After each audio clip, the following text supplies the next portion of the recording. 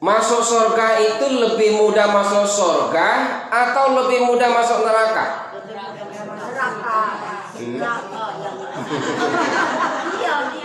Ayo jawab jujur. Lebih mudah masuk surga atau lebih mudah masuk neraka? Apa Bu? Masuk neraka yang mudah. Tahu dia masuk neraka jalan ke yang surga. Jadi mudah surga, mudah neraka? Mudah neraka, mbak ini mudah surga. Mudah surga. Ibu lebih mudah masuk surga, lebih mudah masuk neraka? Ayo, pilih. Nah, pertanyaan yang kedua, lebih mudah masuk surga atau lebih mudah masuk neraka? Masuk surga. Masuk surga.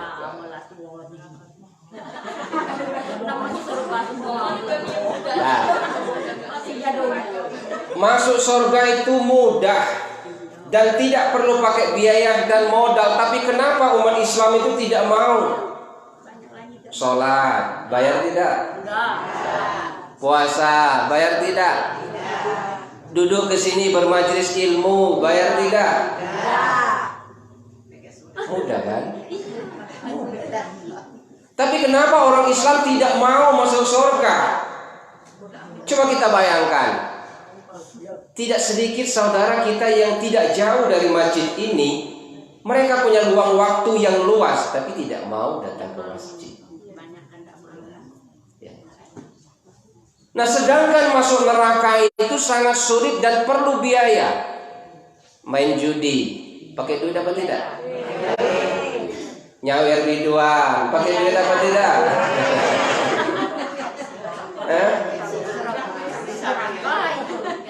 Pakai duit apa tidak? Beli minum-minuman keras, pakai duit apa tidak? Pakai duit. Masuk diskotik, pakai duit apa tidak? Pakai duit. Tapi kenapa orang dengan biaya yang besar dan sulit mau masuk neraka? Itu artinya zalikal kitabul la raiba fi hudal lil muttaqin. Mereka tidak menjadikan Al-Quran itu sebagai petunjuk bagi orang-orang mukmin, bagi orang yang bertakwa. Assalamualaikum warahmatullahi wabarakatuh. Waalaikumsalam warahmatullahi wabarakatuh. Daun salam, daun keladi. Daun apa Bu? Daun salam, daun keladi. Yang jawab salam semoga naik haji.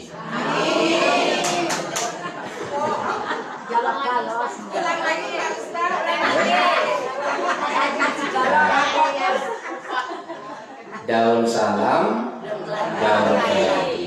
Yang tidak jawab salam, saya doakan suaminya nikah lagi. Ya, dengar ya. Assalamualaikum warahmatullahi wabarakatuh.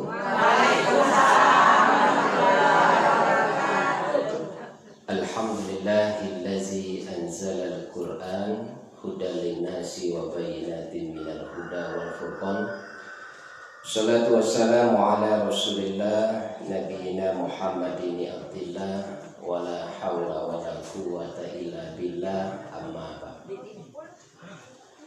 Ibu Ketua Badan Kontak Majelis Taklim Kecamatan Pegaran Selatan yang kami hormati, Ibu Ketua serta pengurus Majelis Taklim Nusa Indah yang kami hormati, serta ibu-ibu yang cantik-cantik yang hadir malam siang ini yang kami hormati.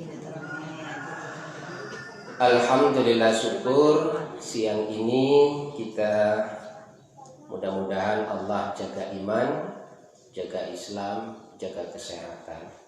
Rasulullah memberikan nasihat seperti ini. Barang siapa yang datang dari rumah duduk bermajelis taklim, artinya duduk mendengarkan fatwa-fatwa para ulama, satu ayat atau satu kitab yang dipelajari, maka pahalanya lebih baik daripada kita melaksanakan sholat sunnah 1000 rakaat. rugi. Ya Bu ya. Adila kenal belum aku nih?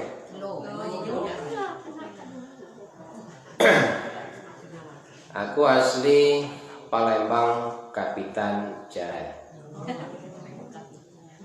Tinggal di Palembang, Kapitan ibu, dan dilahirkan di Kapitan Jarai, tempat tinggal saat ini orang tua. Ya. Kalau Ustadz Pagaralam ngomong, aku ini cuma pendatang baru, padahal barang lamu cuma baru balik. Saya pertama kali diundang masuk Pagaralam, mungkin ibu yang hadir, ibu ketua PKNT, pada tanggal 4 Januari 2002 di Majelis Taklim Masjid Taqwa Kota Pagaralam ya. Tanggal 10-nya di Jalan Perikanan, 25 Agustus kemarin di Gunung Gare. Dan sejak itulah setahun ini mondar-mandir Palembang, Pagaralam dan sekitarnya. Ikuti sampai terakhir Bu ya. Karena ibu saya live-kan langsung. Nanti bisa dibuka channelnya Ustaz Herwansyah, Sarjana Sosial Islam keluar di sana. Salawat beriring salam, mari selalu senantiasa kita bersalawat kepada junjungan kita Nabi besar Nabi Muhammad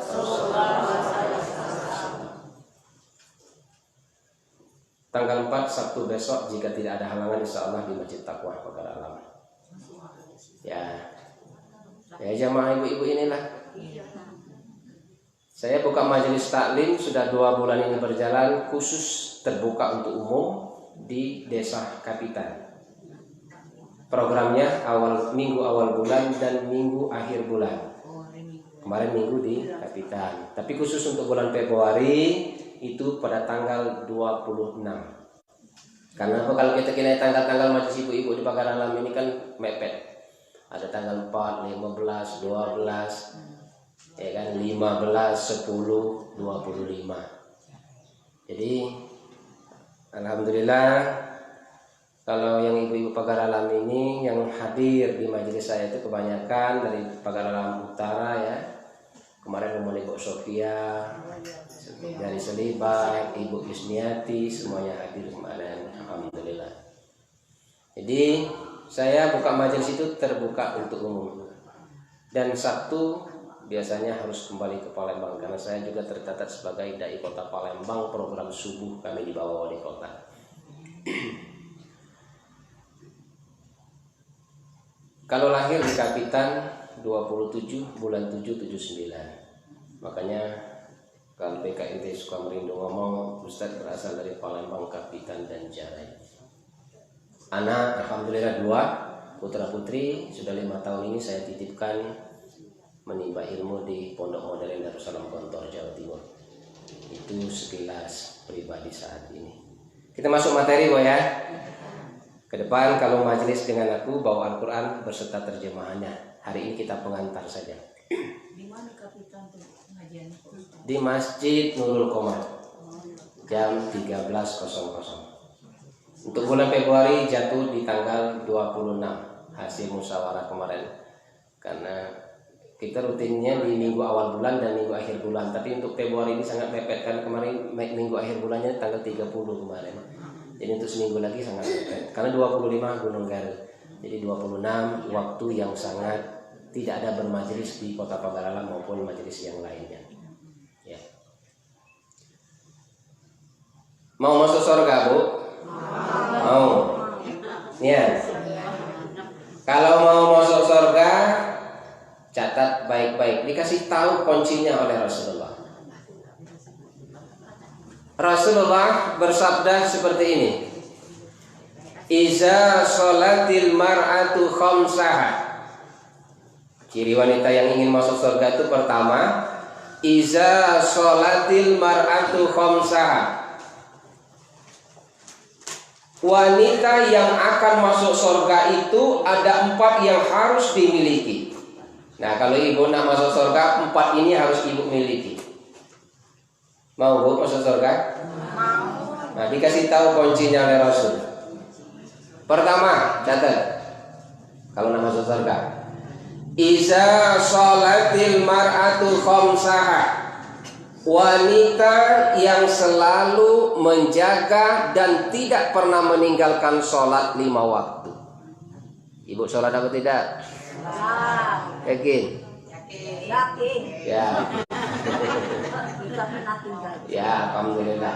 Nah, kita catat ada poinnya, kita uraikan. Yang kedua, wasomat sahroha, wanita yang selalu melaksanakan ibadah puasa di bulan suci Ramadan. Sudah berapa? 2. Ibu puasa apa tidak? Puasa. Bulan puasa apa tidak? Puasa. Lah 2 syarat masuk surga dapat, Bu ya. Yang ketiga syarat masuk surga, cuma 4 di depannya. Wahafizat farjaha, seorang wanita yang selalu menjaga dan menutup auratnya. Ibu pakai jilbab apa tidak? Pakai. Sudah berapa? 3. Berapa syaratnya tadi? 4. 3 lah dapat. Yang keempat, ato'at zaujahah, patuh dan taat kepada suaminya. Patuh apa tidak? Kadang-kadang. Ya. Yang 4 inilah yang sulit. Nah, siang ini kita coba uraikan. Nanti banyak waktu kita buka sesi tanya jawab seluas-luasnya. Jadi kata Rasulullah, seorang wanita, seorang ibu itu sangat sederhana kalau ingin masuk surga. Cuma 4 yang harus dilakukan. Pertama, sholat 5 waktu. Yang kedua, berpuasa di bulan. Yang ketiga, menutup. Yang keempat, patuh dan taat. Nah, kenapa nak susah-susah kita nak masuk surga? Cuma 4 itu syaratnya.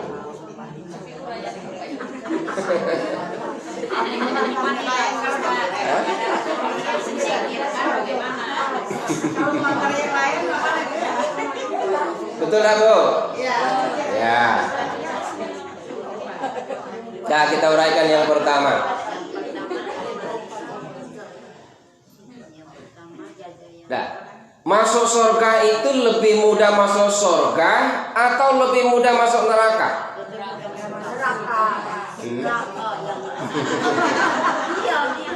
Ayo jawab jujur. Lebih mudah masuk surga atau lebih mudah masuk neraka? Apa, Bu? Masuk neraka yang mudah. Tapi masuk neraka jalan ke yang surga.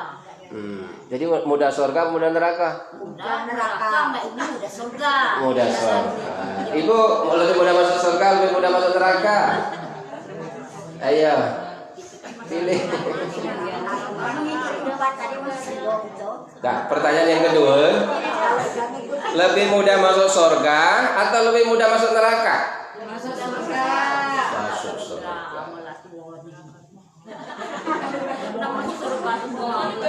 Nah,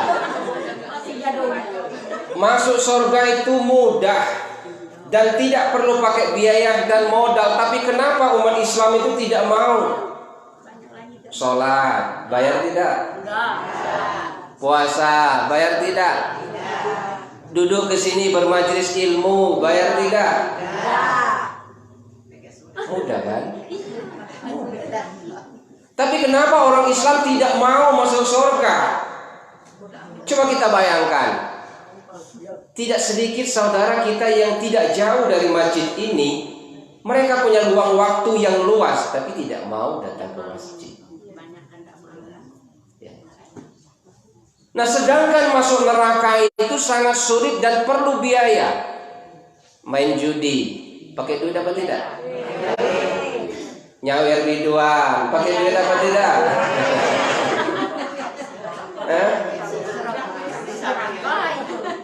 Pakai duit apa tidak? Beli minuman keras, pakai duit apa tidak? Pakai duit. Masuk diskotik, pakai duit apa tidak? Pakai duit. Tapi kenapa orang dengan biaya yang besar dan sulit mau masuk neraka? Itu artinya zalikal kitabul la raiba fi hudal lil muttaqin. Mereka tidak menjadikan Al-Qur'an itu sebagai petunjuk bagi orang-orang mukmin, bagi orang yang bertakwa. Ya Bu ya. Nah itu pengantar. Masuk ke materi. Yang pertama, seorang wanita yang ingin masuk surga, kata Nabi, iza sholatil mar'atu khamsaha. Seorang ibu-ibu yang selalu taat dan tidak pernah meninggalkan sholat 5 waktu. Itu syarat pertama. Karena pentingnya sholat, ibu, kalau Allah perintahkan kita puasa, malaikat Jibril turun kepada Nabi Muhammad melalui wahyu, Al-Baqarah 183. Kalau Allah perintahkan kita sedekah, infak dan zakat melalui wahyu. Tapi ketika Allah perintahkan Nabi Muhammad untuk melaksanakan sholat, pada saat peristiwa Isra wal Mi'raj, Nabi dipanggil langsung oleh Allah. Makanya pentingnya melakukan sholat. Ya, ya Bu. Ya. Tidak mampu berdiri, duduk sholat. Tidak mampu duduk, berbaring. Tidak mampu berbaring, ingat, sudah cukup. Pak Ustadz, saya tidak bisa sholat, bacanya tidak hafal.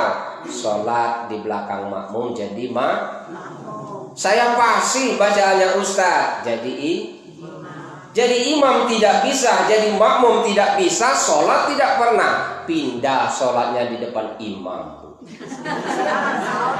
Mau dah?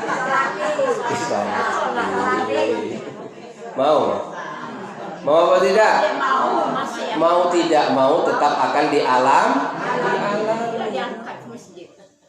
Makanya sholat itu sangat penting dan jangan pernah ditinggalkan. Ya. Ya.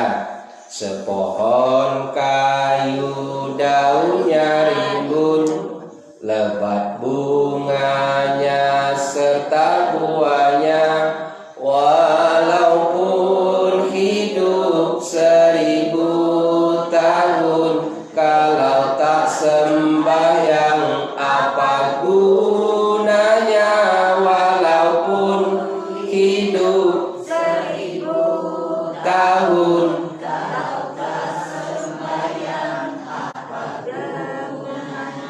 Nah itu tahu.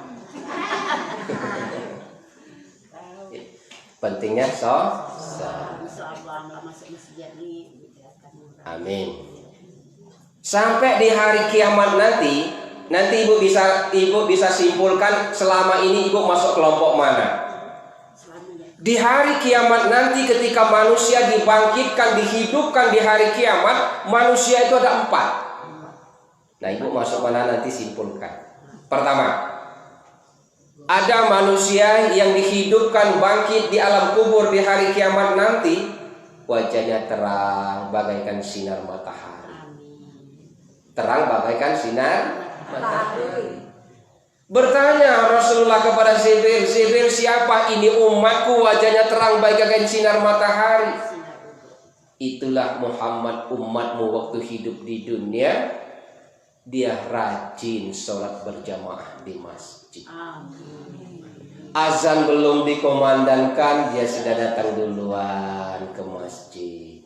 Nah orang yang rajin seperti itu, sinarnya seperti sinar matahari. Seorang laki-laki itu wajib melaksanakan sholat berjamaah di masjid. Seorang wanita bukan tidak wajib, lebih utama di rumah daripada di masjid. Kenapa dulu ini? Pasti ibu bertanya di situ. Ya. Kalau laki-laki sholat berjamaah di masjid, itu namanya laki-laki soleh. Kalau sholat di rumah laki-laki namanya soleh.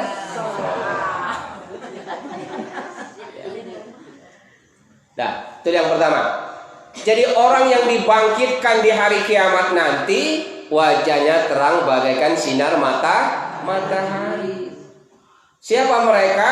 Itulah umatmu Muhammad. Ketika dia hidup di dunia dulu rajin sholat berjamaah di masjid.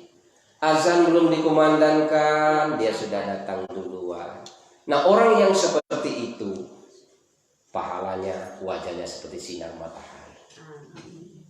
Kelompok pertama. Yang kedua, ada orang yang dibangkitkan di hari kiamat, wajahnya terang tapi mulai redup kecil seperti sinar bulan.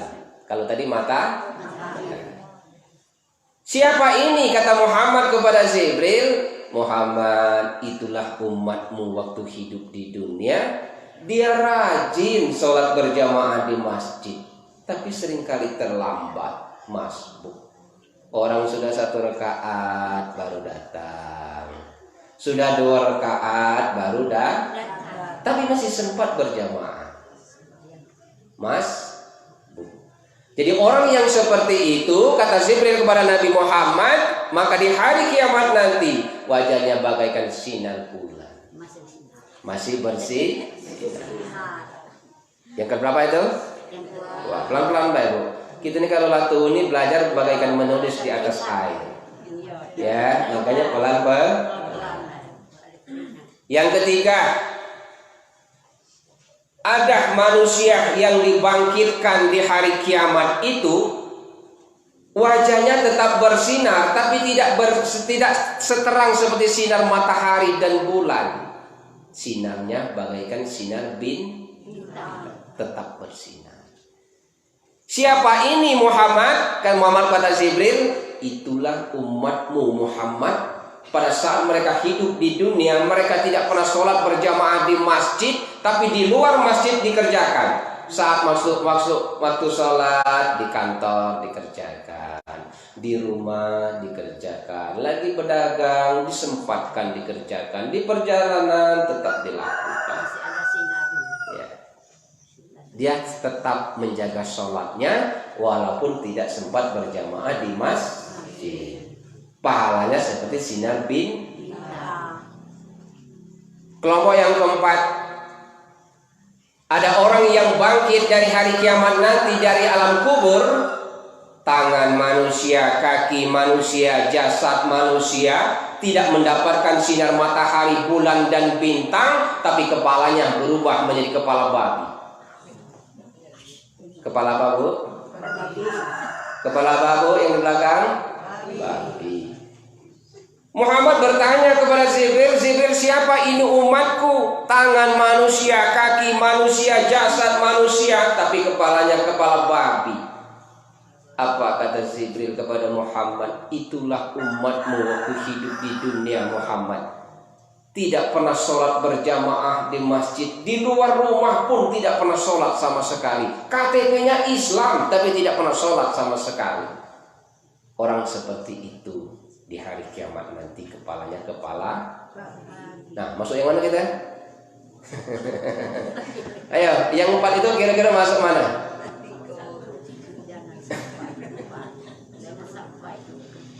Ya, itu gambaran orang yang taat melaksanakan sholat di hari kiamat. Itu syarat pertama kalau masuk surga. Iza sholatil mar'atu khamsaha, wanita yang selalu menjaga sholatnya dan tidak pernah ditinggalkan. Itu kunci pertama. Yang kedua, apa yang kedua, Bu? Syarat masuk surga tadi? Puasa di bulan. Wasomat sahroha, seorang ibu yang selalu taat dan tidak pernah meninggalkan ibadah di bulan suci Ramadan. Tidak pernah meninggalkan ibadah puasa. Rugi. Kenapa? Man shoma Ramadan imanan wahtisaban ghafira lahu ma taqaddama min dzanbi. Barang siapa yang melakukan ibadah puasa di bulan suci Ramadan, ikhlas semata karena Allah, Allah ampuni semua dosanya yang dulu-dulu bahkan yang akan datang insyaallah. Jadi sangat sayang. Jadi kita melakukan ibadah puasa itu menghancurkan, menghapuskan semua dosa-dosa yang ada pada diri kita. Makanya ada beberapa hal keistimewaan di bulan suci Ramadan. Rugi kalau kita tidak melakukan ibadah puasa. Apa keistimewaan di bulan suci Ramadan? Wa da'awati mustajabah. Semua doa kita diijabah Allah. Wa zunuba maghfurah. Semua dosa-dosa kita diampuni oleh Allah. Dan semua amal ibadah kita dilipat gandakan di bulan suci Ramadan. Jadi kalau datang bulan suci Ramadan kita tidak berpuasa sangat rugi. Ibu puasa apa tidak? Itu kunci yang kedua.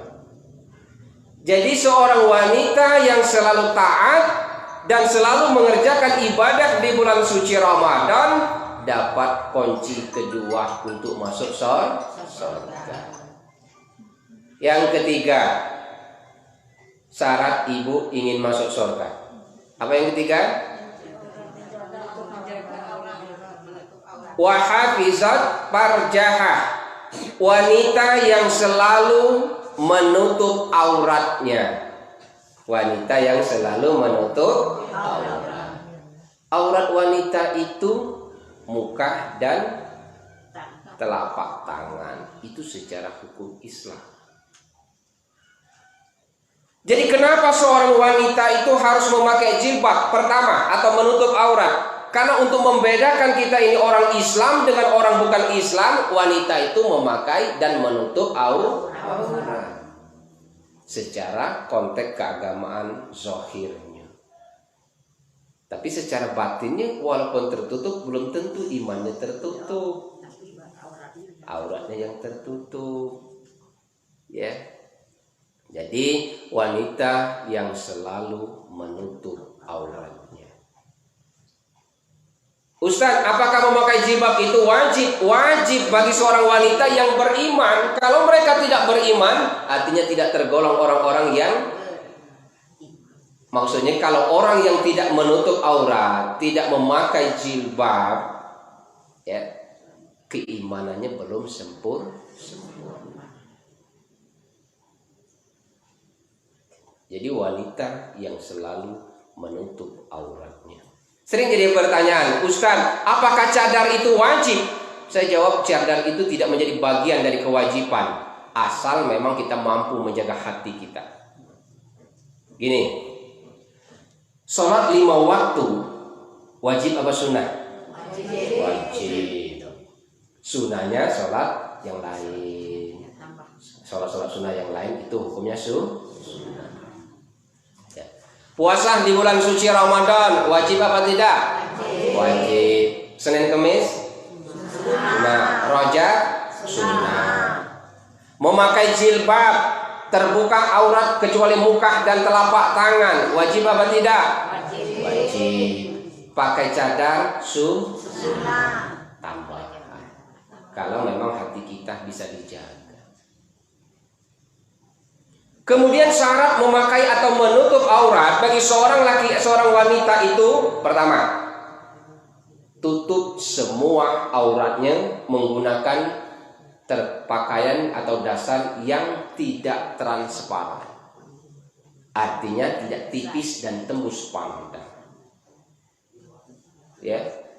Percuma pakai baju tapi masih tipis, ya, masih kelihatan. Artinya memakai pakaian bagi seorang wanita itu gobor dan tidak transparan. Ingatin, gobor dan tidak transparan. Artinya tidak memakai pakaian yang ketat. Ini sudah pakai jilbab tertutup auratnya Ustaz. Tapi kawinan antara budaya orang Besema dengan budaya orang Amerika. Dalam ilmu budaya ini namanya proses asimilasi budaya. Bawahnya sepan lepis, pucuknya sepan baju yang tetap terpakai aurat. Bawahnya pakai sepan yang ketat, bajunya pakai sepan yang pakai baju yang ketat, memakai jilbab. benar tertutup aurat tapi masih ketat, maka belum terkategori memakai menutup aurat yang sempurna. Jadi syarat memakai baju tadi tidak ketat, tidak transparan, gobor. Ya, itu ya. Itu syarat kita memakai dan menutup auratnya. Coba ibu perhatikan di zaman sekarang.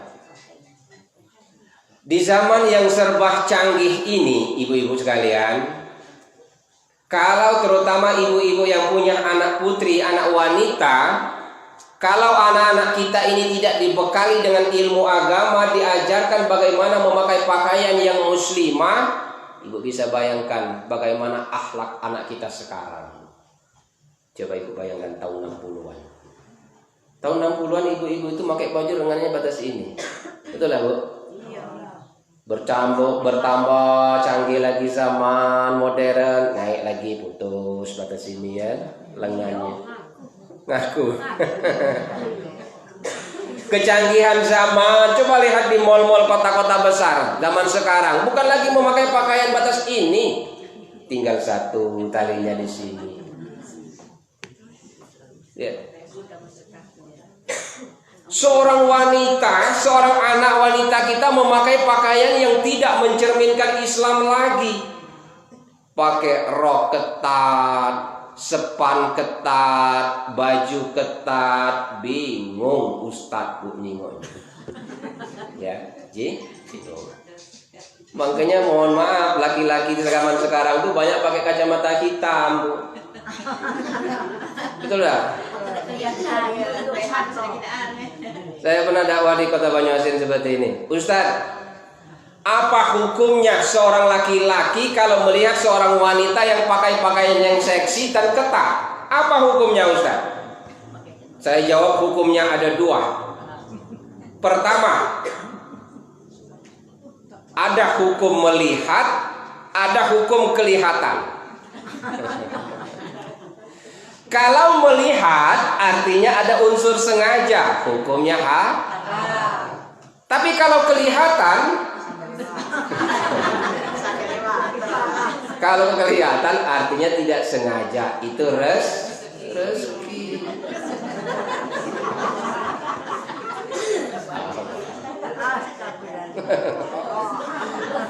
Betul tak, Bu? Melihat seorang wanita di luar, di pasar, di kaki lima, di jalan, kan macam-macam. Ada yang memakai aurat, pakai mukena jilbab yang bagus. Ada yang memakai pakaian yang ketat, yang tidak mencerminkan Islam lagi. Makanya saya jawab hukumnya ada dua. Ada yang melihat dan ada yang kelihatan. Kalau melihat artinya ada unsur sengaja melihat di situ, hukumnya haram. Tapi kalau kelihatan tidak ada unsur sengaja, rezeki. Rezeki. Kelihatan pertama, palingkan wajah, alhamdulillah. Setelah palingkan wajah, melihat lagi. Ya. Dah, itu tentang jil. Makanya, Bu, saya punya ungkapan seperti ini. Pagar alam ini BKMT-nya pengajian mulai dari tingkat kelurahan, tingkat kecamatan dan kota sangat hebat dan maju. Pagar alam dibandingkan kota-kota yang lain, bukan saya memuji, sangat luar biasa majunya BKMT Kota Pagar Alam.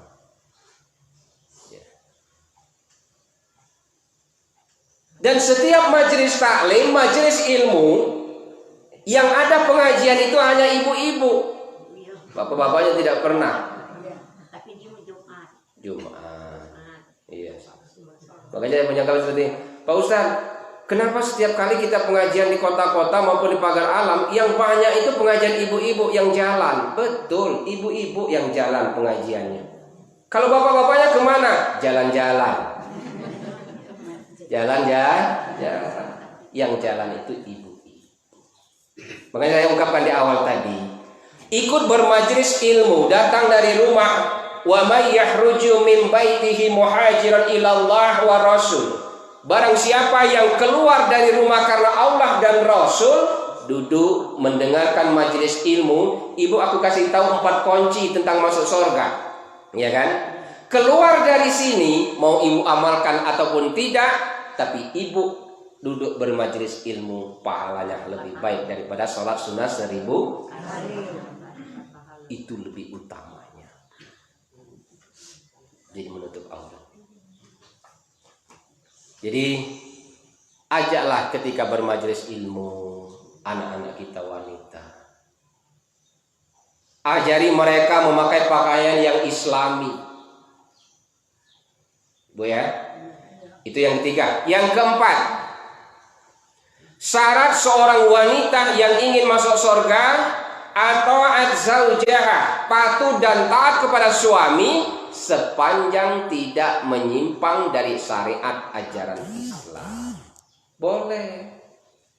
Tapi kalau seorang suami yang mengajarkan dan bertentangan dengan ajaran agama, seorang wanita, seorang ibu boleh untuk tidak patuh dan taat kepada suami.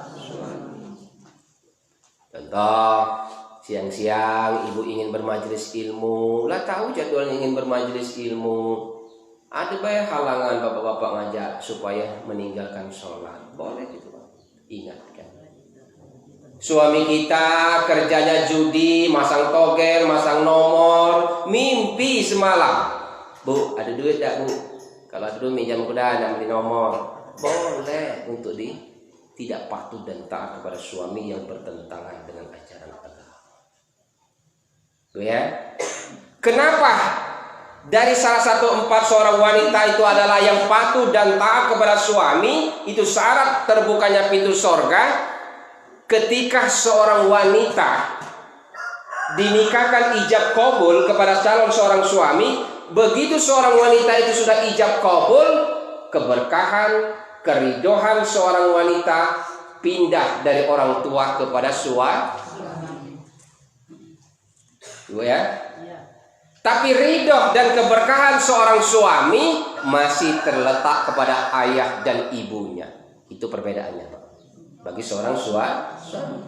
Tapi kalau bagi seorang ibu, seorang istri, seorang wanita, apabila mereka sudah menikah, kunikahkan anakku si A binti si A kepada si Fulan dengan mas kawin 1 suku emas, ya, dibayar tunai, dijawablah oleh seorang mempelai laki-laki, kuterima nikahnya dengan mas kawin yang tersebut. Maka ridho dan keberkahan seorang wanita berpindah dari orang tua kepada suami. Nah, itu harus dipahami, Bu. Ya. Tapi untuk seorang suami, ridho dan keberkahan walaupun dia sudah menikah tetap kepada ayah dan ibunya. Tapi bagi seorang istri berpindah dari kedua orang tua kepada suami. Makanya syarat masuk surga yang keempat itu atau zaujaha, seorang wanita yang patuh dan taat kepada suami yang tidak bertentangan dengan agama. Ada berapa tadi? 4. Yang pertama apa? Menjaga sholat. Yang kedua, puasa di bulan suci Ramadan. Yang ketiga, menutup aurat. Yang keempat, patuh dan taat kepada suami sepanjang tidak bertentangan dengan agama. Kalau sholat ibu kerjakan, menutup aurat ibu lakukan, berpuasa di bulan suci Ramadan ibu taat, patuh dan taat kepada suami, apa kata Rasul? Fadkhulil jannata min ayyibab. Silakan ibu-ibu mau masuk surga dari pintu mana yang ibu suka.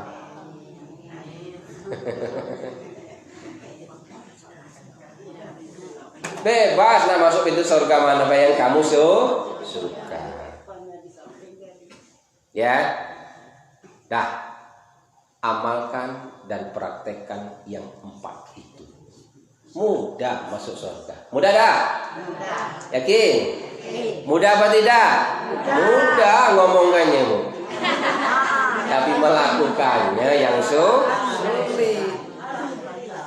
Ya, mudah-mudahan sudah dikasih 4 kunci itu bisa mempermudah kita untuk menuju pintu surga. Nah, yang terakhir saya kutip nasihat Ibu Ketua tadi. Kalau lagi ada saudara kita yang sedang membaca Quran, simak baik-baik.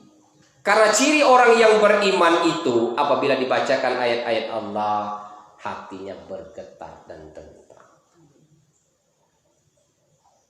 Sebagai kesimpulan nasihat terakhir, Quran nomor surah 57 Al-Isra ayat 82. Kalau buka di rumah jadi sambil di sini ya. Quran nomor surat 57 Quran surat Al-Isra, bukan Quran surat Al-Isra. Insyaallah ayat nomor surat 17 ya. Al-Isra ayat 82. Al-Isra ayat 82. Apa bunyi ayat ini? Ayat ini seringkali dibaca oleh para ustadz-ustadz yang suka mengobati orang-orang yang ruqyah. Ya, bunyinya seperti ini. Wa nunazzilu minal Qur'ani ma huwa shifaa'u wa rahmatul lil mu'minin. Wa la yaziduz zalimina illa khasara. Yang punya Quran buka, yang punya HP buka aplikasinya, tidak apa-apa. Kita coba sebagai penutup kita tafsirkan ayat ini sebagai obat. Wa nunazzilu minal Qur'ani ma huwa shifaa'u wa rahmatul lil mu'minin. Ketemu Bu? Iya. Ketemu. Apa bunyinya? Wa nunazzilu minal Qur'ani ma huwa shifaa'u wa rahmatul lil mu'minin. Sambungannya, wala yazidus zalimina illa khasara. Ada yang bisa baca artinya? Dan kami turunkan dari Al-Quran sesuatu yang menjadi penawar dan rahmat bagi orang yang beriman. Sedangkan bagi orang yang zalim, Al-Quran itu hanya akan menambah kerugian.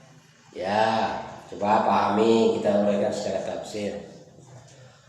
Wa nunazzilu minal Qur'ani ma huwa shifaa'u wa rahmatul lil mu'minin. Dan kami turunkan Al-Quran itu, kata Allah, artinya diturunkan kepada Nabi Muhammad untuk disampaikan kepada umatnya. Siapa umatnya? Kita-kita ini. Ma huwa shifa. Karena Al-Quran itu menjadi penawar, menjadi obat. Rahmatul lil mu'minin, dan rahmat bagi orang-orang mukmin. Jadi belajar Al-Quran, memahami Al-Quran, menghafal Al-Quran, mengajarkan Al-Quran, dan menjadikan akhlak kita ini seperti akhlak Al-Quran, itu menjadi obat penawar bagi orang-orang mukmin. Bagi orang mukmin. Ibu kalau marah-marah, pernah gak melihat orang lagi marah-marah baca Quran? Ada orang marah-marah sampai baca selawat Nabi? Tidak. Jadi bagi orang yang mukmin, membaca Al-Quran itu menjadi obat, menenteramkan jiwanya. Tapi ayat kalimat akhir ditutup dengan kata-kata wala yaziduz zalimina illa khasara. Tapi bagi orang-orang yang zalim, belajar Quran, membaca Quran, mengamalkan Quran, dekat dengan Al-Quran, hanya membuat kerugian saja. Betul Bu? Allah dalam kata ayat ini menggunakan kata-kata wala yaziduz zalim. Kalimatnya zalim. Allah tidak menggunakan kata-kata kazabah, kazib, pendusta. Misalnya wala yaziduzza. Dia menggunakan kata-kata kazab tidak. Atau Allah tidak menggunakan kata-kata kafarah, kafir. Tapi Allah menggunakan kata-kata wala yaziduz zalimina illa khosar. Zalim. Zalim itu siapa? Zalim itu adalah orang-orang yang beragama Islam tapi mereka tidak beriman. Itu zalim. Nah, bisa kita lihat ini, Ibu. Ciri-ciri orang yang zalim ini yang dimaksud Allah dalam ayat ini bisa kita lihat. Kalau kita hubungkan dengan kalimat awal, wa nunazzilu minal qur'ani ma huwa syifaa'u wa rahmatul lil mu'minin. Bagi orang yang beriman, Al-Qur'an itu adalah penawar obat. Tapi bagi orang yang zalim, Al-Qur'an itu adalah hanya merugikan saja. Contoh, orang yang rugi dengan Quran.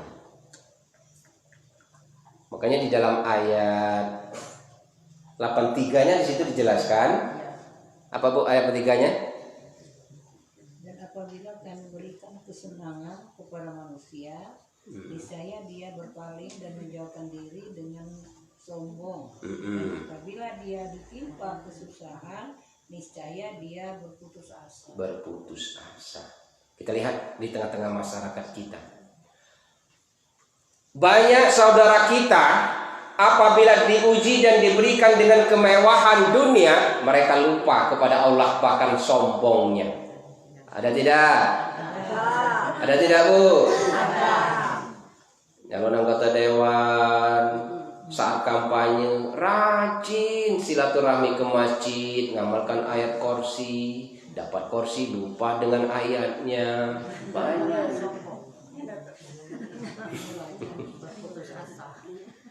Waktu kampanye ingin jadi wali kota, jadi anggota dewan, jadi bupati, rajin sholat berjamaah ke masjid. Begitu dipilih baru dilantik 1 bulan, tinggal Jumat saja. Tutup kaca mobil. Masuk 3 bulan beli mobil. Dulunya pakai mobil Ayla. 1 tahun jual ganti Pajero. 1 tahun lagi jual ganti Fortune. 1 tahun lagi jual ganti bini baru. Nah, itu ciri-ciri orang yang zalim. Jadi orang-orang itu manakala diberikan kemewahan dunia, mereka itu akan berpaling dan lupa kepada Allah, bahkan menjadikan dirinya sombong. Tapi manakala ditimpa, diberikan kesusahan oleh Allah, mereka akan menjadi orang-orang yang berputus asa. Contoh, orang yang dikasih kemewahan tapi dia zalim. Selama ini ngulur sayuran, ada kan? Ke terminal diantar, bermotor, berojek. Tahun pertama, tahun kedua dapat mobil Siko, tahun ketiga dapat mobil Siko. Sebelum ada mobil rajin bermajelis. Ayo Bu, hari ini kita jadwal majelis 1:30. Maaf nih Ibu, di mobil tadi lah penuh sangsileun nak diantar ke terminal. Betul lah Bu. Ya. Selama ini belum punya apa-apa, hewan ternak banyak, kambing, ayam, ikan di sawah. Pak, malam ini habis maghrib kita ada majelis ilmu di masjid. Maaf nian, saudara, aku petang ini nak ngatuk tekan kandang ayam kuda di kebun dan sebagainya. Ada tumbuhannya di halamannya gitu. Lagi merasa ilah gitu. Jadi orang-orang yang Allah maksud dari dalam ayat ke-83 ini, manakala diberikan kesenangan dunia, mereka lupa dan sombongnya. Tapi manakala diberikan himpitan, diberikan kesulitan-kesulitan dunia, mereka berputus asa. Itu ciri-ciri orang yang zalim.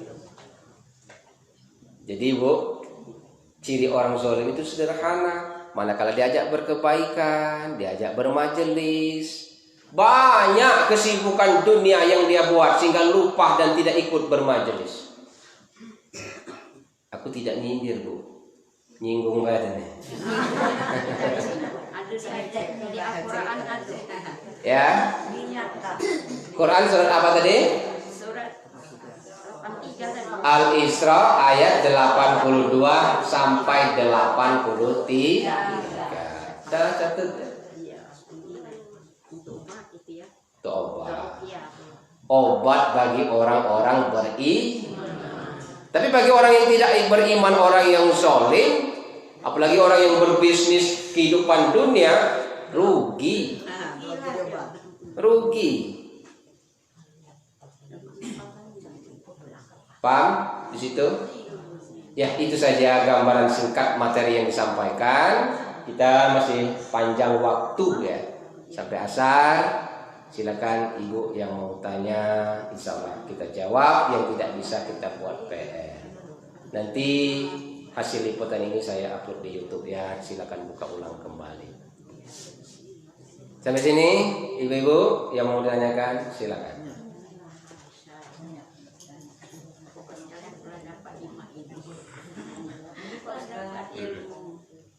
Ya, Bu. Waalaikumsalam. Tadi kan diumumkan banyak berbaju tikus segala apa. Memang benar-benar kami masih muda dulu, masih kalau dulu baju tinggi, baju pendek, ombak lete.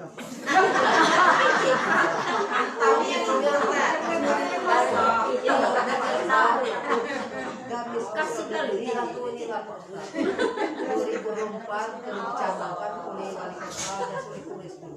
Jadi PNS itu harus ini dulu apa celana panjang atau panjang, baju panjang mana dulunya kan awalnya. Dulu di bawah itu masih rok tinggi, bersepatu kami tinggi, tapi nggak ngerti, belum ngerti ada apa. Belum ada. Belum ngerti. Dulu kan, Bu ya? Iya. Bukan sekarang. Bukan sekarang ngerti. Mana itu? Orang yang baik bukan berarti orang yang selalu berbuat kebaikan. Orang yang jahat bukan berarti orang yang selalu melakukan kejahatan. Tapi orang yang baik adalah orang yang selalu mencari, mengingat kesalahan-kesalahan apa yang pernah dia lakukan, kemudian bermuhasabah, bertobat kepada Allah. Hari ini lebih baik daripada hari kemarin. Tapi kalau kita ini lebih buruk hari ini daripada hari kemarin, maka kita termasuk orang yang rugi. Orang yang rugi. Jadi orang yang baik itu, kata orang ahli hikmah, adalah orang yang menjadikan hari ini lebih baik daripada hari kemarin. Itulah orang yang baik. Ibu ya? Itu yang pertama. Yang kedua, dulu karena kita tidak tahu. Dulu karena belum ada pengetahuan. Dulu karena belum ada BKM. Dulu karena belum ada majelis. Artinya wasyuhada, orang-orang yang menjadi saksi ketidaktahuan kita itu belum sampai. Siapa yang Allah maksud syuhada itu? Rasul turun. Karena sekarang tidak ada lagi Rasul. Siapa penerus Rasul? Al ulama warasatil anbiya. Ulama itu pewaris para nabi. Maksudnya apa, Ustaz?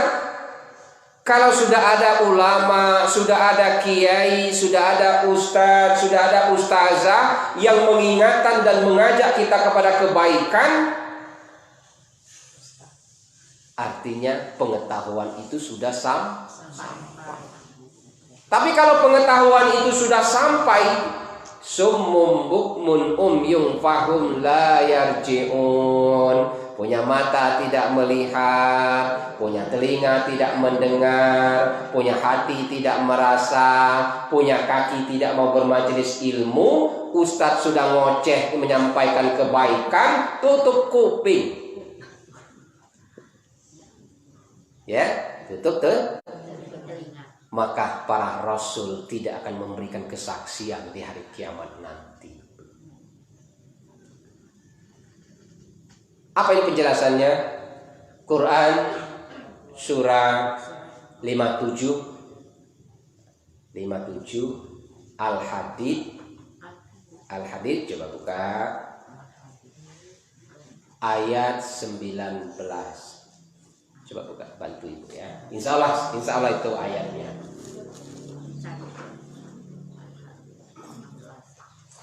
Ada yang sudah ketemu?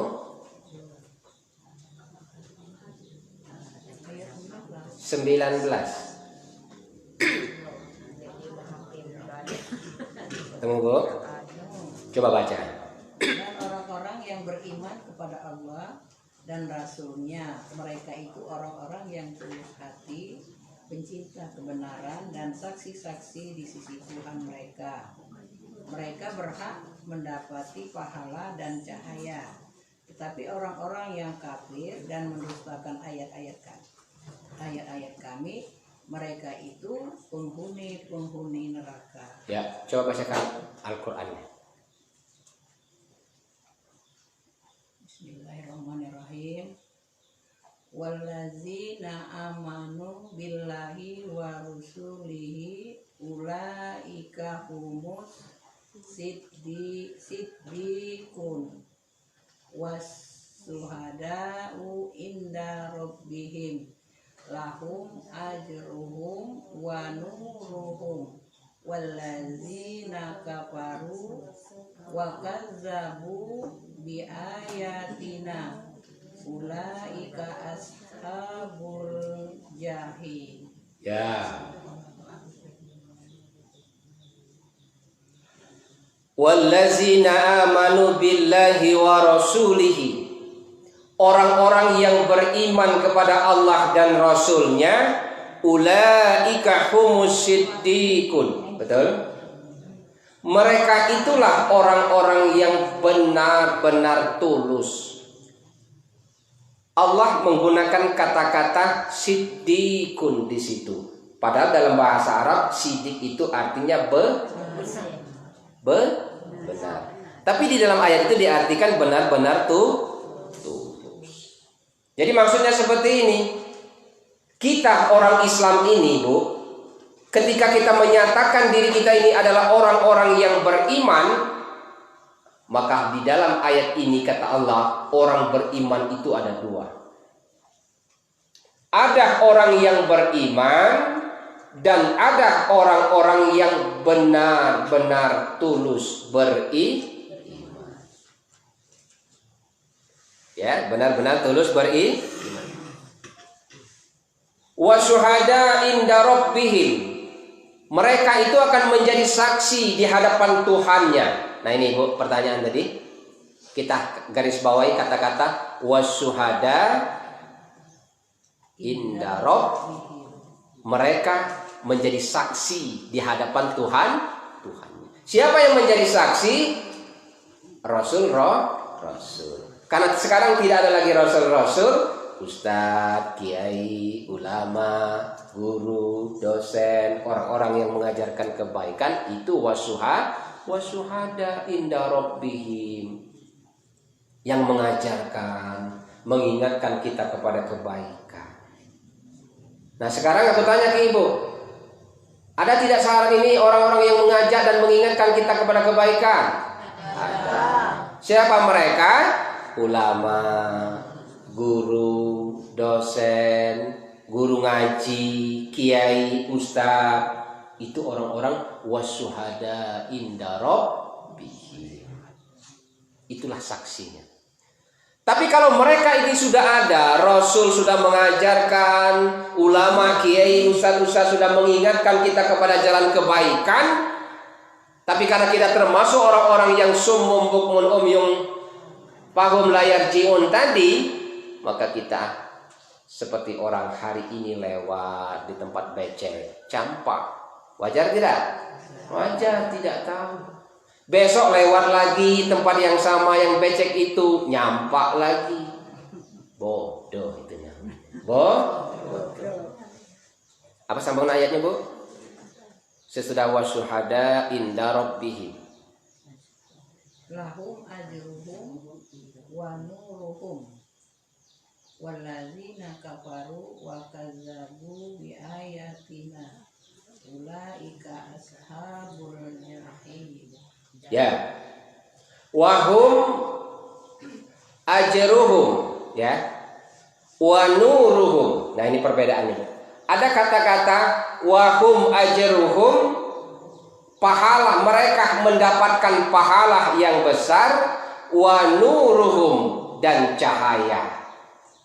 Jadi orang yang beriman itu, kalau mereka itu menjadi orang-orang yang ulaika humus siddiqun, di dalam ayat kata-kata yang sebelumnya, dia itu menjadi orang yang benar-benar tulus beriman. Nah, benar-benar tulus beriman itu maksudnya dia beriman kepada Allah dan Rasul itu karena memang murni imannya, bukan karena ninjok jilbab seragam oleh Pak Jansuli Kuris,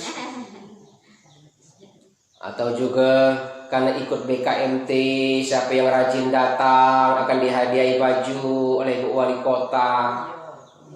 Betul lah? Betul. Kalau orang-orang yang beribadah itu cuman niat mereka datang menuntut ilmu, cuman mengharapkan iming-iming dunia, maka mereka termasuk orang-orang yang beriman, tapi tidak tulus benar-benar beriman. Nah, bagi orang yang beriman, wahum ajruhum, mereka mendapat pahala yang besar. Tetap dapat pahala tadi.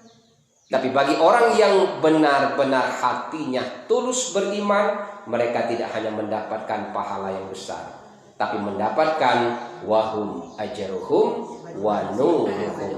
Mereka mendapatkan pahala dan mendapatkan cahaya. Betul Pak ya? Apa itu cahaya, Ustaz? Nah, maksudnya modelnya ini, Bu. Orang yang beriman itu Allah kasih cahaya, tidak hanya dikasih pahala. Selama ini kita selalu belajar kalau sholat sunat, puasa sunat dapat pahala. Itu kategori wahum ajruhum, pahala yang besar. Tapi orang yang seperti itu kalau tidak tulus beriman, mereka tidak akan mendapatkan cahaya. Apa itu cahaya? Contohnya modelnya ini. Ibu rajin bermajelis ilmu, ibu rajin sholat, ibu rajin mengaji, sudah 30 tahun ngaji Ustaz, pakai menutup aurat, baju mukena yang bagus, jilbabnya. Pulang dari sini nanti balik ke rumah, lah 2-3 kok kerbai nunggu di warung, mulai panas, pasti jilbab ikut bergabung boleh kan. Itu artinya ibu tidak mendapatkan cahaya. Itu yang dimaksud cahaya itu modelnya itu. Yang Allah maksud wa nuruhum, orang beriman itu tidak hanya mendapat pahala tapi mendapat cahaya. Artinya cahaya itu apa pengetahuan yang ibu dapatkan, apa ilmu agama yang ibu dapatkan menjadi akhlak dan tingkah laku dalam kehidupan masyarakat. Betul lah Bu? Ya. Karena di zaman sekarang banyak orang berpendidikan tinggi tapi akhlaknya tidak berakhlak. Banyak orang yang walaupun pendidikannya tinggi tapi akhlaknya mulia. Rasulullah diutus itu hanya untuk menyempurnakan akhlak. Ibu sering buat bakwan tidak di rumah? Sering. Aku umpamakan seperti ini. Orang yang berpendidikan tinggi, berpengetahuan luas, kalah dengan orang yang tidak berpendidikan tinggi tapi akhlaknya mulia. Ada orang yang berpendidikan tinggi tapi akhlaknya tidak baik, kalah dengan orang yang berpendidikan biasa tapi akhlaknya mulia. Contoh, orang yang ilmunya tinggi, pengetahuannya tinggi, pepatah lama mengatakan semakin tua semakin banyak makan garam. Betul tak Pak? Artinya pengetahuannya lebih banyak. Itu simbol garam. Simbol garam. Akhlak, tingkah laku itu tepung gandum. Ya. Ilmu garam. Akhlak Ibu kalau bikin bakwan banyak garam apa banyak gendum? Banyak gendum. Ya. Kalau banyak garam?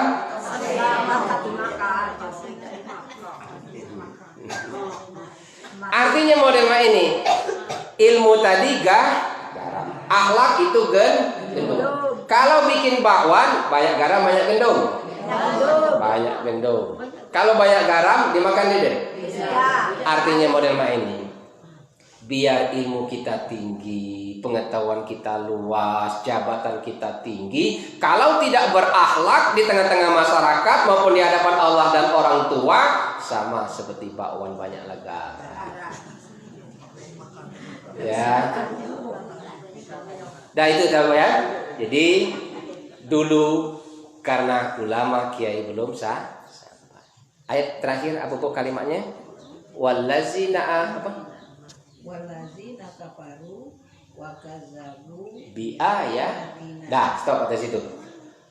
Wallazi nakafaru wa kazzabu bi ayatina. Nah, itu indahnya Allah tuh menggunakan kata-katanya. Wallazi nakafaru wa kazzabu bi ayatina. Wallazi dan orang-orang nakafaru, orang-orang yang kafir. Kafaru itu kafir. Wa kazzabu dan orang-orang yang mendustakan bi ayatina, ayat-ayat Allah. Nah, ada kata-kata kafaro wa kazzabu. Kafaro itu orang kafir. Kalau orang kafir tidak usah kita bahas lagi. Jelas dia tertolak dengan surga.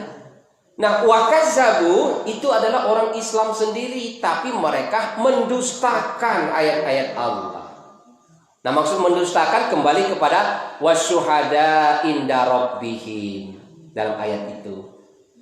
Ustadz ngajak ngaji, tutup kuping. Ibu-ibu ngajak bermajelis ke terminal. Dibuatlah kesibukan dunia, hubud dunia, terlalu cinta dengan dunia, tapi wasakaratil maut, takut dengan mati. Nah, jangan sampai kita termasuk orang yang wakazzabu bi ayatina. Boy ya, paham ya? Jadi kalau kita termasuk orang yang mendustakan ayat-ayat Allah, apa kalimat akhir, Bu? ulaika ashabul jahim. Mereka itulah penghuni neraka jahanam. Nah, kalau ibu nak masuk neraka itulah tadi, berpalinglah dari peringatan Allah. Kalau nak masuk surga yang 4 tadi kerjakan. Paham Bu ya? Dah. Yang lain ada pertanyaan lagi? Masih panjang ya Bu. Assalamualaikum warahmatullahi wabarakatuh. Waalaikumsalam. Kami nanya mah ini Pak Ustadz, kalau kita waktu dulu tuh sering janji. Misalnya ya, nah kalau kapan mau aku dapat duit, kapan aku hijau, tapi tidak hijau misalnya. Misalnya mungkin semuanya merasakan seperti itu ya. Sudah nanti aku dapat duit itu kapan kalau anakku udah boleh kain misal. Tapi tadi anak kita lemati kain langsung hijau. Mana itu? Ya. Hukum niat. Orang yang berniat baik sudah Allah catat satu kebaikan. Ketika niatnya itu direalisasikan, istilah kita kan, dilakukan, dipenuhi, maka mendapat satu kebaikan lagi. Artinya orang yang berniat baik kemudian melakukan kebaikan itu dapat 2 pahala. Tapi kalau orang yang berniat jahat baru berniat belum Allah catat. Ketika kejahatan itu dilakukan baru dicatat dosa. Itulah manusia. Kita ini kan seringkali bernazar, ya kan, berjanji. Kalau aku dapat rezeki, aku nak nganjo. Kalau anakku lulus pegawai, aku nak sedekah. Kalau aku itu ini, aku akan mak itu mak ini boleh. Makanya ibu, orang yang sering membuat janji-janji di hadapan Allah, walaupun cuma di hatinya dilapaskan, itulah ciri-ciri orang yang beribadahnya kikir. Ke depan kalau lanang jangan diulangi lagi ya. Kikir. Kenapa kikir? Kalau mereka tidak berjanji, tidak dipenuhi oleh Allah janji dan permintaannya tadi, mereka tidak pernah berinfak, bersedekah, urung melakukan kebaikan. Ya, urung melakukan kebaikan. Kalau anakku lulus jadi pegawai negeri, nak nyembelih kambing, ngapa nak nunggu lulus nih ya? Akhirnya gitu. Ya. Kalau aku sehat, nak yasinan sepetang, ngundang tetangga kanan kiri, ngapa nak nunggu sehat nih apa? Nah itu contoh dalam ilmu fikih itu seperti itu. Jadi hindari sedikit-sedikit kita membuat janji-janji kita di hadapan Allah itu bukan tidak bagus. Bagus kalau memang terpenuhi. Tapi apa yang kita ucapkan dan sudah menjadi ikrar, apa yang kita ucapkan menjadi janji di hadapan Allah, al-wa'du dain, janji itu adalah hutang yang harus dibayar dan dipenuhi. Tapi kalau kita sudah berjanji, sudah terlanjur, penuhi kalau masih ingat. Misalnya loh ini, ibu berjanji, misalnya pernah saya bertanya waktu di Banyuasin mana-mana, Ustaz, aku ini dulu punya janji. Ya kan, karena aku ini sakit, ya kan, karena aku ini sakit, kalau aku ini sehat, ya Allah, aku ini ibarat bahasa kita nak motong kambing, nak yasinan sepetang di rumah, ya kan. Begitu dia sudah sehat, lupa. Nah itulah yang dimaksud Al-Isra ayat 83 tadi, lupa. Nah ketika dia sadar, mungkin tegas berat kalau nak yasinan sepetang tadi kan. Macam mana Ustaz kalau ku ganti, misalnya ku belikan nasi atau apa kasihkan kepada anak yatim piatu dan sebagainya. Dialihkan maksudnya. Kalau kita melihat janji, ucapan yang tanpa sengaja Nabi Allah Ibrahim pada saat hari raya korban, ibu ingat tak? Ketika Nabi Ibrahim alaihissalam saat itu belum dikaruniai seorang anak, setiap tahun Ibrahim itu karena dia banyak hewan korban, banyak hewan korban yang dikorbankan. 1000 kambing, 300 domba, 100 onta setiap tahun dikorbankan hewannya. Ketika itu Nabi Allah Ibrahim belum punya anak. Jibril turun, Ibrahim begitu mulianya perbuatanmu. Setiap tahun 1000 kambing dikorbankan, 300 domba dikorbankan, 100 onta dipotong, dikasihkan kepada orang-orang yang berhak nerimanya. Apa jawab Ibrahim? Walaupun Ibrahim itu seorang nabi, ada sisi manusianya.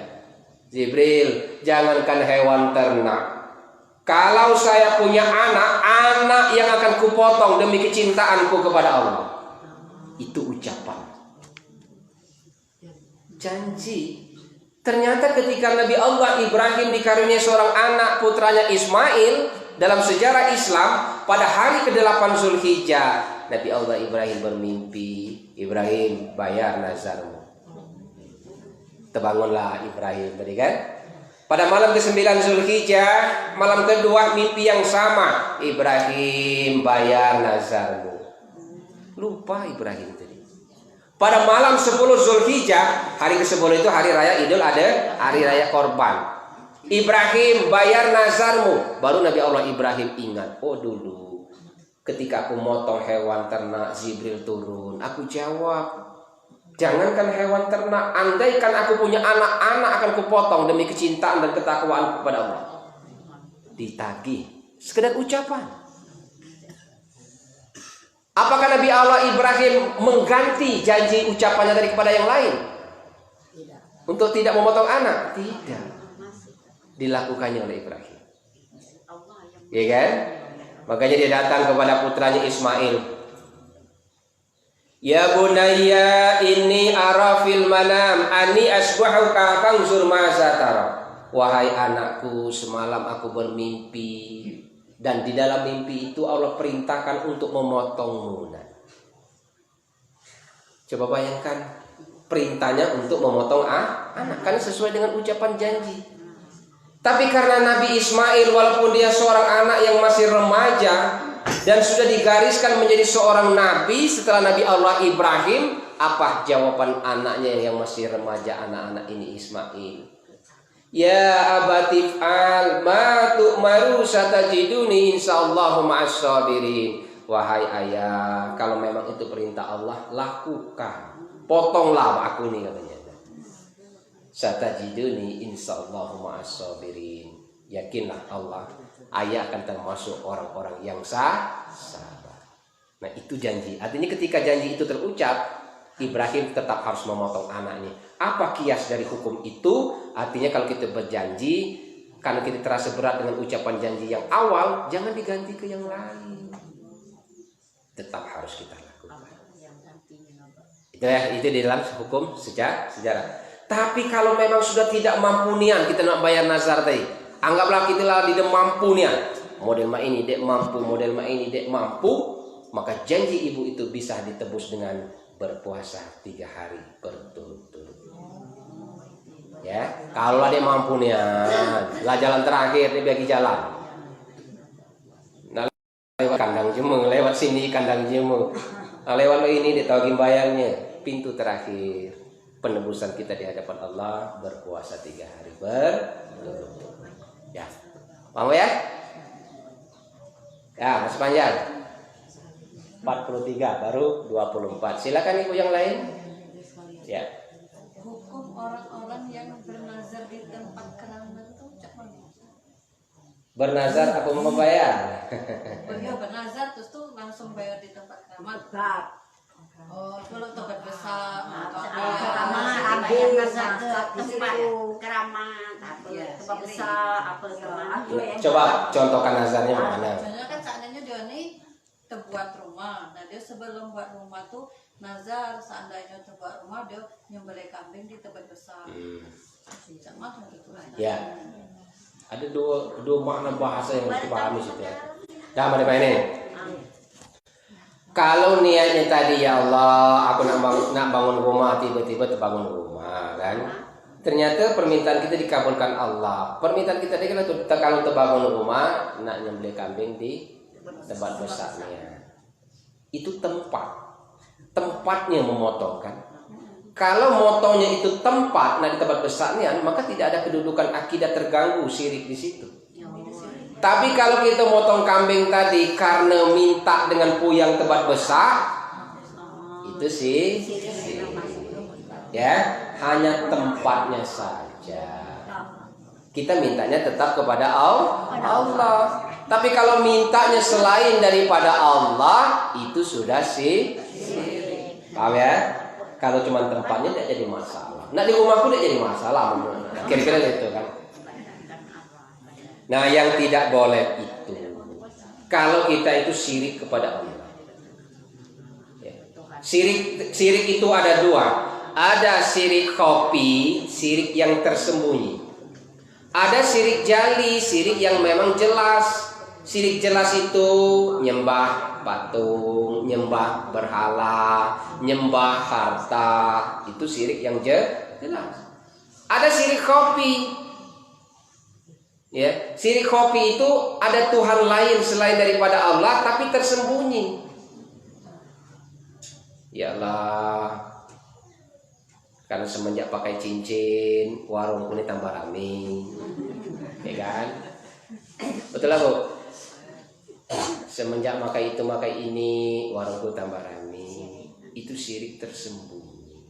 Yang tidak boleh itu kalau kita percaya dengan hal-hal mitos dalam hukum Islam. Mitos artinya kita meminta selain daripada Tuhan, maka berlaku perbuatan syirik di situ. Kalau berwasilah boleh. Berwasilah itu model ini. Kita berdoa, Alhamdulillahirabbil alamin. Allahumma shalli ala sayyidina Muhammad wa ala ali sayyidina Muhammad. Berdoa kalau tidak menyebutkan Allahumma shalli ala sayyidina Muhammad wa ala ali sayyidina Muhammad, doa kita itu tidak akan terijabah, tergantung. Artinya kalau kita berdoa menyandarkan berwasilah kepada orang-orang yang kita anggap soleh, ya kan? Boleh, namanya berwasilah jalan. Jalan itu artinya dia ini seorang wali, seorang rasul, Syekh Abdul Qadir Al-Jailani dan sebagainya yang kita anggap orang-orang yang kontak agamanya dekat dengan Allah, boleh kita minta doa kepada kiai, para ulama yang memang kita anggap kapasitas keilmuannya. Itu namanya berwasilah jalan. Boleh yang model itu. Minta doakan, bukan percaya dengan ustadz dan kiainya. Ya, minta tolong. Dan yang lain Ibu? Ngantuk? Burung peletuk depan pintu. Mata ngantuk memang kopi tidak metu. Dah. Sampai sini ya Ibu. Assalamualaikum warahmatullahi wabarakatuh. Waalaikumsalam. Pak, kita ini kan punya masa muda ya Pak. Waktu masa muda itu sering kita pecah bulan puasa itu Pak. Dari rumah puasa Pak, ketemu kawan-kawan pecah. Jadi Pak, itu tidak bisa kita hitung sudah berapa kali kita mecah. Karena sekarang ini umur sudah 50 lebih Pak. Pengen bayar hutang-hutang itu, tapi setiap kali bayar hutang itu disamakan dengan puasa sunnah. Berat ini sunnah Rajab ya Pak. Nah, langsung untuk bayar Ramadan itu bisa tidak Pak? Ya. Ini murid yang cerdas belajar bahasa Indonesia.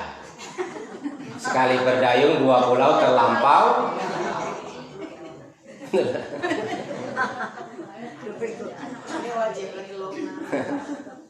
Nggak dapat galu-galu. Sekali berdayung dua pulau terlampau. Pisahkan. Kita niat sholat wajib dengan sholat sunnah pun berbeda. Niat sholat wajib, sholat satu dengan yang lainnya pun berbeda.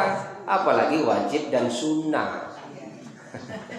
Dah, pisahkan. Ya. Nah, ke depan.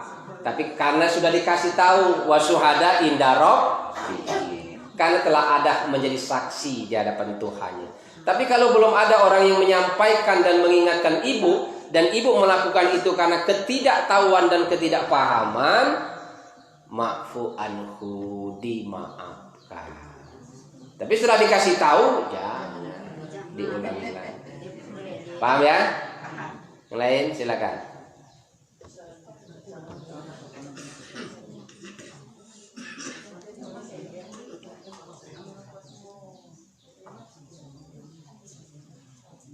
Itu ibu-ibu yang belakang ya Ibu. Dulu waktu muda kan kalau anak sakit suka ada suara itu mengobati anaknya, obati dengan ini, obati dengan ini. Tapi itu musrik apa tidak? Musrik tidak. Iya, sirik musrik. Bibi taruh itu Ya, ibu berobat ke rumah sakit, ke dokter. Manusia apa Tuhan? Manusia.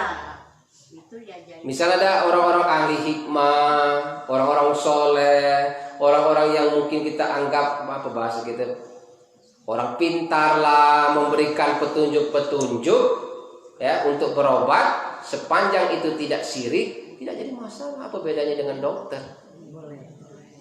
Tapi pada kesimpulan akhir, ibu mau berobat ke dokter, nak ke orang pintar, tetap biiznillah, atas izin Allah. Jangan lupa itu. Jangan percaya dengan kepintarannya itu ya. Apalagi dukun itu ada 3. Ada dukun terpelajar, ada dukun baru belajar, ada dukun kurang belajar. Ya, sepanjang mau berobat ke dokter itu wasilah, mau berobat ke orang pintar itu pun wasilah. Tapi kesimpulan akhir kita berobat tetap bismillah, biiznillah, atas izin Allah. Paham ya? Yang lain? Ada kuliah ini aku tanya dulu kan Dewi waktu itu tak dulu lah miskin ya maka ketemu nggak duit mak mana kemana bayar dia berbada. Jadi, Ketemu di mana? di jalan apa depan iya masih muda yang pada anu kayu dia beli jemennya apa kita bayar kemana depan Itu kalau kita menemukan barang temuan itu namanya lukoto. Coba buka di Google lukoto, barang temu lukoto. Ya. Nah, kalau mendapatkan barang temuan, apa yang harus kita lakukan? Tunggukan dulu seminggu, 2 minggu, 3 minggu, sebulan. Kalau ada yang merasa kehilangan,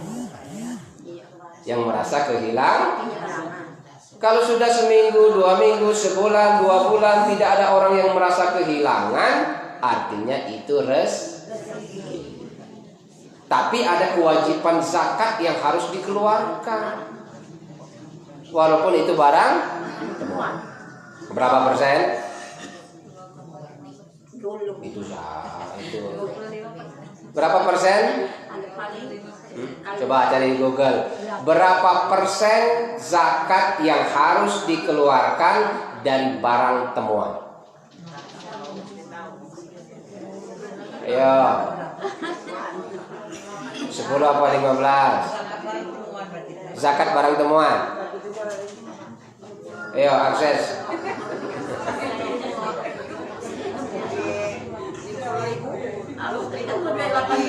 Berapa Bu? Coba bantu. 20 per? Ya. Kalau ibu menemukan barang, menemukan uang di tengah jalan, langkah pertama diamkan dulu seminggu, 2 minggu, sebulan, 2 bulan. Sampai kita mendengar ada tidak orang yang merasa kehilangan. Kalau dia ada orang yang mengaku merasa kehilangan dan sesuai dengan barang yang kita temukan, kewajiban sebagai seorang muslim harus dikembalikan. Kenapa? Diajarkan kita untuk menunggu seminggu, 2 minggu, 3 minggu. Kalau ibu langsung dapat duit di jalan, pengumuman di tengah jalan, ngaku gale. Ngaku gak? Jadi kalau menemukan barang temuan, ke depan langkah pertama diamkan dulu sampai ada orang yang mencari. Tidak ada orang yang merasa kehilangan, itu rezeki. Tapi tetap kewajiban 20% zakatnya harus dikeluarkan. 20% itu kalau ibu dapat duit 100.000, maka 20.000 yang harus dikeluarkan zakatnya. Zakat kemana? Nak ke kotak masjid, nak ke yatim dan sebagainya boleh. Ya, sampai sini masih ada? Satu pertanyaan lagi. Kalau sholat subuh itu harusnya kita baca kunut. Kunut. Tidak harus. Ya. Betul. Sholat subuh itu pakai kunut apa tidak? Tergantung. Ya, dulu kita diajarkan Indonesia itu secara umum cuman mengenal 2 organisasi Islam besar. Walaupun di akhir-akhir zaman inilah banyak. Muhammadiyah mayoritas tidak pakai kunut. NU mayoritas pakai kunut. Muhammadiyah berdiri pada tahun 1912. NU 1926. Nah, 2 organisasi Islam inilah yang ada di Indonesia. Muhammadiyah didirikan oleh Kiai Haji Ahmad Dahlan, berorientasi pada dunia pendidikan, sedangkan NU didirikan oleh 3 ulama besar, salah satunya Kiai Haji Hasyim Asy'ari atau kakek atau orang tuanya Gus Dur. Nah, kecenderungan kita pada saat masih kecil, kalau pakai kunut subuh NU, kalau tidak pakai kunut Muhammad, itu organisasi. Kalau bertanya tentang hukum, sholat itu adalah shollu kama ra'aitumuni usolli. sholatlah kamu sebagaimana aku sholat, kata Nabi. Artinya kalau melihat dalil hadis ini, bukan pertanyaannya Muhammadiyah atau NU. Sholat itu shollu kama ra'aitumuni usolli. Sholatlah kamu sebagaimana aku sholat. Pertanyaannya, boleh tidakkah pakai kunut? Rasulullah terkadang pakai kunut, terkadang tidak pakai kunut. Artinya ketika ibu mau kunut, boleh. Ketika tidak mau pakai kunut pun, yang tidak boleh itu kalau tidak subuh sama sekali. Ya, kenapa dia tidak berdoa?